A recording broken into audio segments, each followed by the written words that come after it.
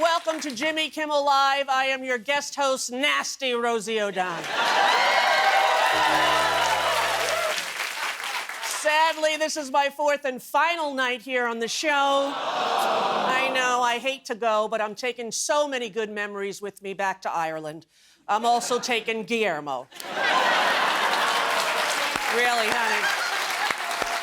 I really think you're gonna love it over there. Have you ever tried alcohol before? A little bit. A little bit? Yeah. I think you'll fit right in. I do think I'm ready. will. Let's go. All right.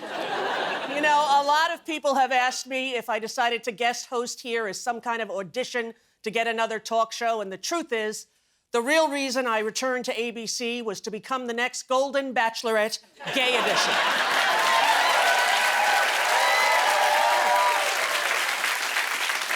And they should do it, right? I mean, don't you all want to see who gets the final Rosie? God knows I do. But I've really enjoyed my time here. Thanks to everyone who's been watching this week, especially the hungry, hungry hypocrite in the White House. It's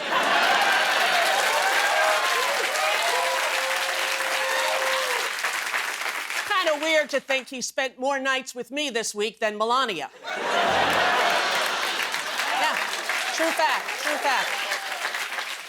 Most of all, I'd like to thank Jimmy Kimmel for inviting me to do this and for reminding everyone that we have the right to free speech in this country, whether Orange Voldemort likes it or not.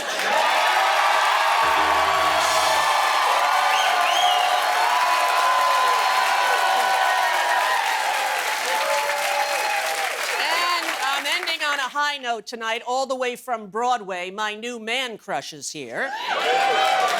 Sidney James Harcourt. Dear Lord, help me. Whenever someone uses all three names, you know they're either a serial killer or a hottie. Sometimes both. Sidney has been in so many things: Hamilton, The Lion King, and my dreams every night for the past 6 weeks. Now, I don't want to confuse anyone. I'm still a lesbian. Though tonight, I'm just a little lesbian.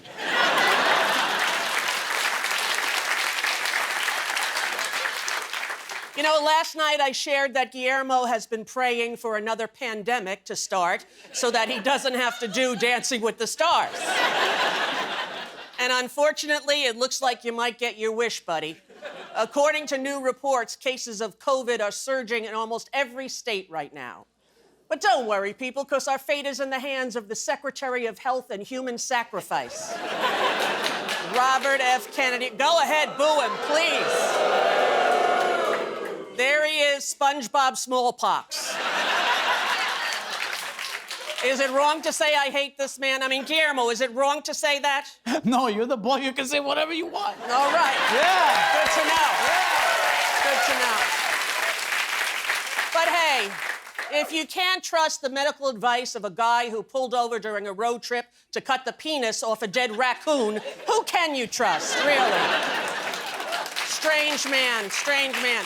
I don't like any of his thoughts on autism. And as I told you this week, I have a little 13-year-old with autism who is also non-binary. Non-binary, and they told me that.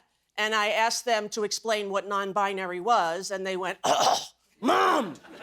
It's when you're not a girl and you're not a boy. And by the way, my pronouns are they, them, and I'd like them respected." Now, I understand. I get that, you know? And I try my best, I really do, but I'm 64 years old. It's hard to get it through an old brain, you know? So once they told me that, I would make errors. I would say she instead of they. And they would hold up a cardboard sign with the word they on it over their head like they were John Cusack and say anything. I felt so bad, you know? I have to fix this. So I came up with an idea. I took their little cardboard sign and I took my kid and we went to my cousin's and I got a tattoo of the word they right there on my wrist, you know, so that they would know I care and I'm trying, and I was sure they were gonna be touched, and they didn't give two Could not care less. I go home and sure enough, I say she, and they look up from their iPad and go, "What a shock. Your tattoo isn't working." It's hard. It's hard when you're a mom with kids. You make mistakes, you know? My oldest son, Parker, is now 31 years old. It's hard for me to believe. You know, when he was 15 and he did that thing that all teenagers have to do, push away from their parents in order to find their own identity. But I didn't know this because I didn't really have parents to do that to. So when he started doing this typical thing, I flipped out. I made him go to therapy with me. Can you imagine how thrilled he was? And I went with my therapist because I wasn't taking any chances. We get into the office and I start crying right away. I'm like, I don't know what's going on. I have been a good mother. I have, Parker. I've been a good mother to you. And now you don't answer me back. You don't call me. You don't text me. Why? Why? Finally, after 40 minutes, I got myself together. The therapist looked at Parker and said, do you have anything you'd like to say? And he said, yeah. You think you could adjust her medication?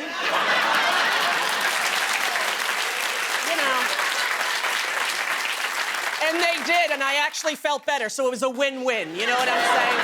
I'm feeling good right now. I'm feeling like over the moon because last night I got an email from my favorite person on the whole planet, Barbra Streisand. I can't even explain how much I love and adore her, and in all of the world so far, she is the greatest star. Yes. Here's what she wrote to me. Ro, it's good to see you back on TV. Welcome home, XXXX Barbra. Wow. Well, what can I do? I adore her. Thank you, Barbra, for being so kind to me my entire career and inspiring me to do this in the first place. And now, please forgive me, Barbra. I know you're watching, and I'm about to sing a song. Sadly, usually in the wrong key, but I make up for it in enthusiasm, okay? I would like to close my final monologue here with a traditional Irish song dedicated to a very special boy. Oh, Donny boy, it's Rosie, Rosie calling from Hollywood, the Jimmy Kimmel Show. Drop that Big Mac that we all know you're holding, because, my dear, I worry for you so. Poor Donny boy, your poles are falling. Your reflecting pool is green as Mountain Dew. Your wig's a mess, your ballroom is appalling.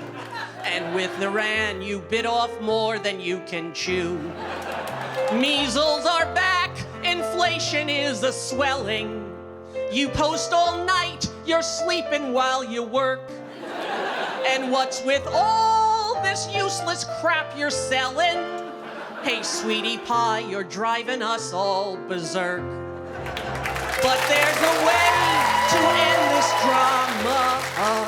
It's time to use that stable genius brain, since we all know you'll never be Obama.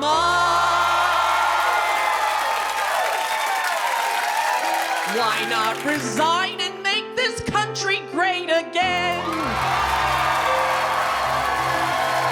Yes, we all know you'll never be Obama. Come on, resign and make this country great again.